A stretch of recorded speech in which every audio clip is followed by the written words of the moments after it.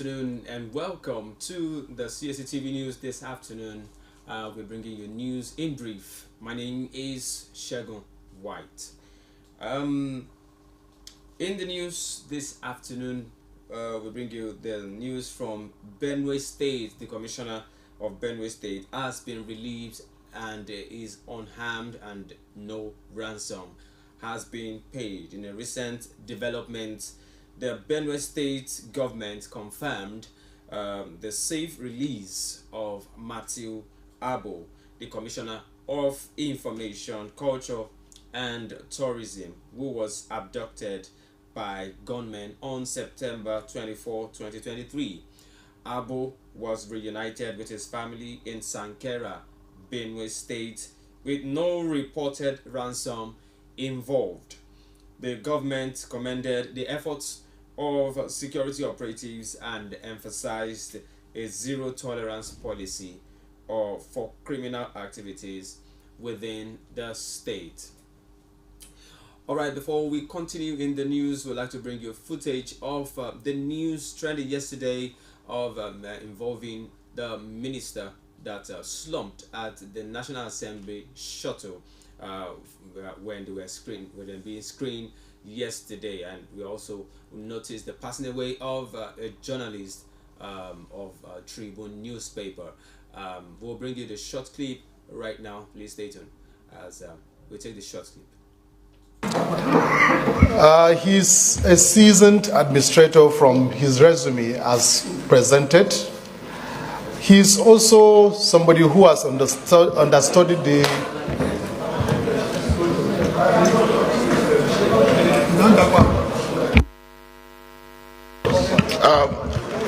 Mr. Wait. Can you say water? Give me water. Water and sugar. Water and sugar.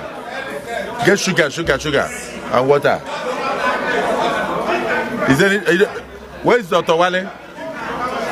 Can the camera see immediately?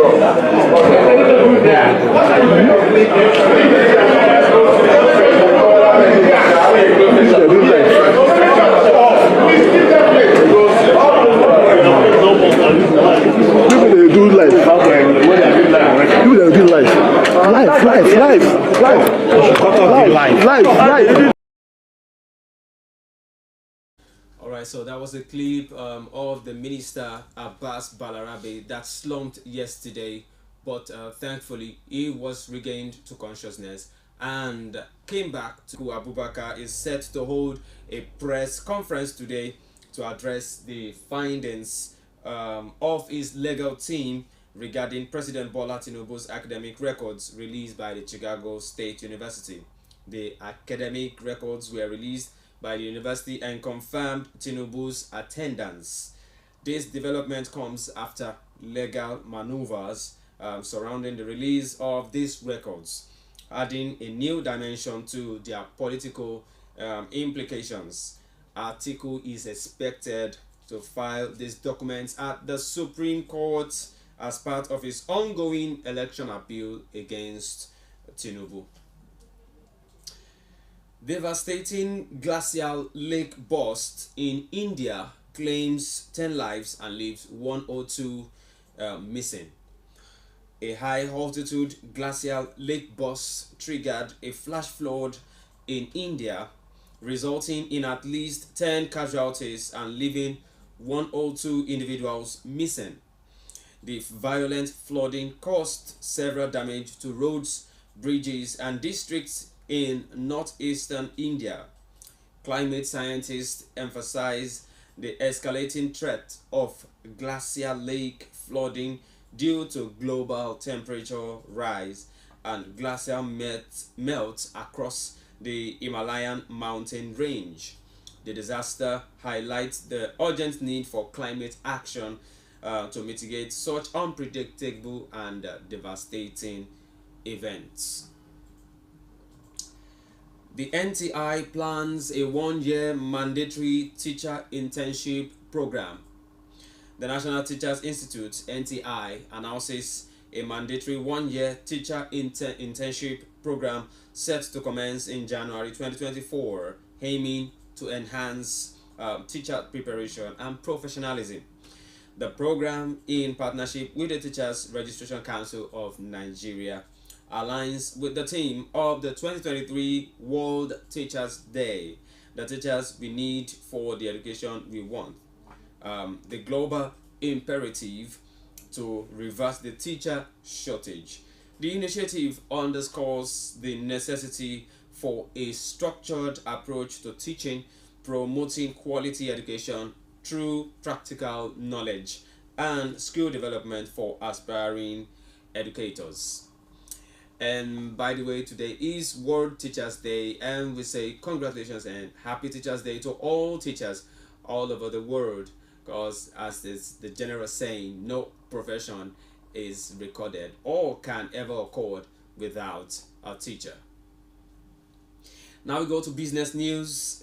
World Bank urges and cautions the CBN and Ethiopia and Uganda on unconventional monetary measures. The World Bank cautions Central Bank of Nigeria, Ethiopia, and Uganda against unconventional monetary measures that could potentially undermine their monetary policies. The highlighted measures include monetizing the fiscal deficit, direct lending interventions, untargeted subsidy programs, and foreign exchange controls. The warning stems from the critical challenge of inflation faced by these countries, particularly due to underdeveloped financial systems, a substantial informal sector, and lack of coordination between monetary and fiscal policies. The World Bank stresses the need for coordinated actions to mitigate inflation and its adverse effects on economic activities. Stakeholders advocate investment and technology to address Nigeria's electricity challenges. The Federal Ministry of Power and stakeholders in the energy industry emphasize the importance of investment and technology to address Nigeria's electricity challenges. The discussions took place during the 10th Nigeria Energy Conference themed Unlocking New Value with Reforms, Investments and Technology. Key figures in the energy sector highlighted the need for collaboration and commitment from all stakeholders to advance the energy sector and ensure a sustainable energy future.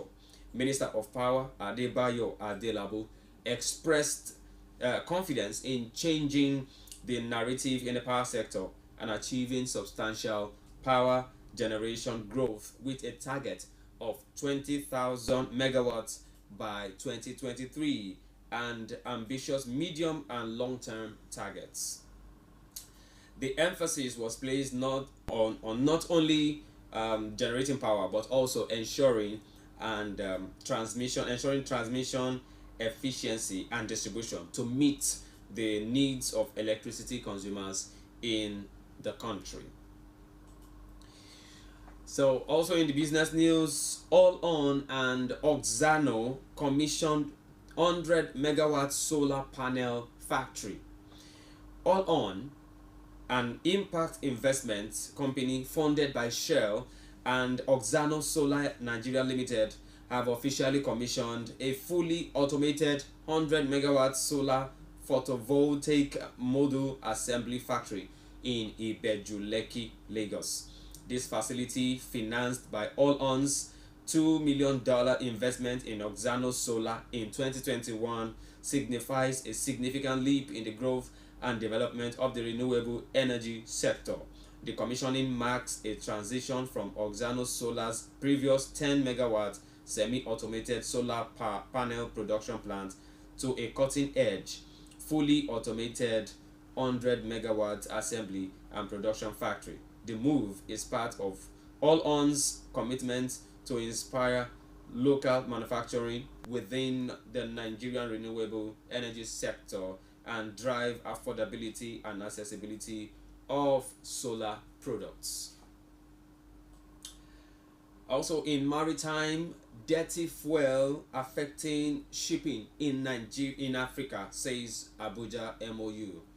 The Secretary General of the Memorandum of Understanding on Port State Control for the West and Central African Region, Abuja, Sunday Umoren, has highlighted that shipping in the sub-region is severely impacted by the use of dirty fuels and substandard vessels. He emphasized that this situation negatively affects the economies of member states and stressed the need for harmonization of the port state control regime. Umoren advocated for effective port state control to address substandard ships, enhance maritime safety, and protect the marine environment. Now we go to sports. In sports, countries offer monetary and incentive bonuses for Asian Games glory. As the Asian Games in Hangzhou near their conclusion, countries are offering substantial rewards to athletes who secure medals, particularly gold.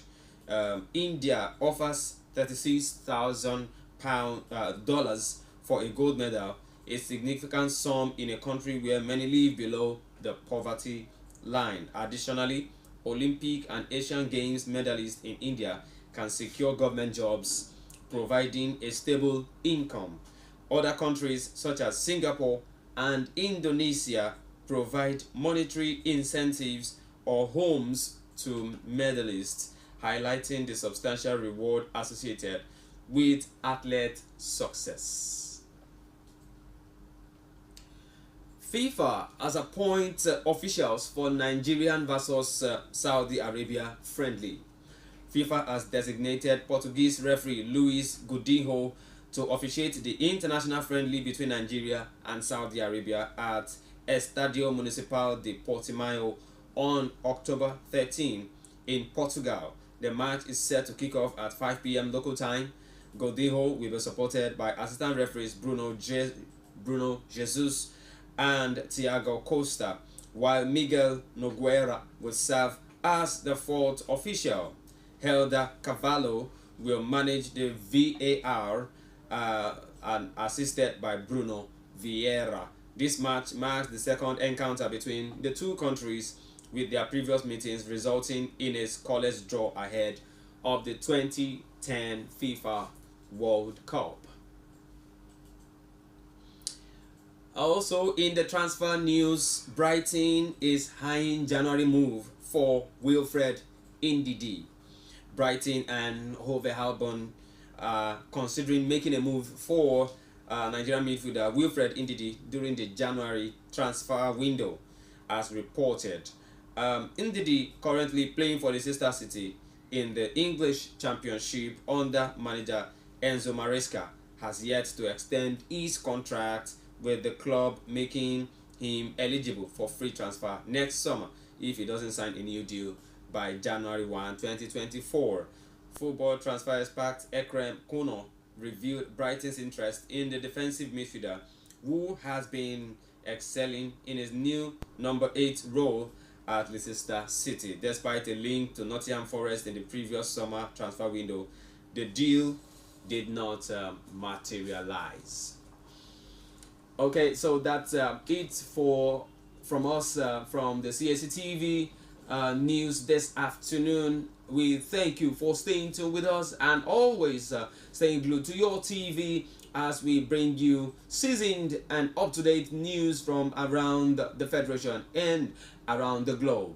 Thank you for listening to us. You can always, like I always said, reach out to us and give us your comments and suggestions on all of our social media, on Facebook and on YouTube, and also on Instagram. We are also open to businesses if you deem it fit. My name is Shegun White. Enjoy the rest of your day and be good. Thank you for staying with us.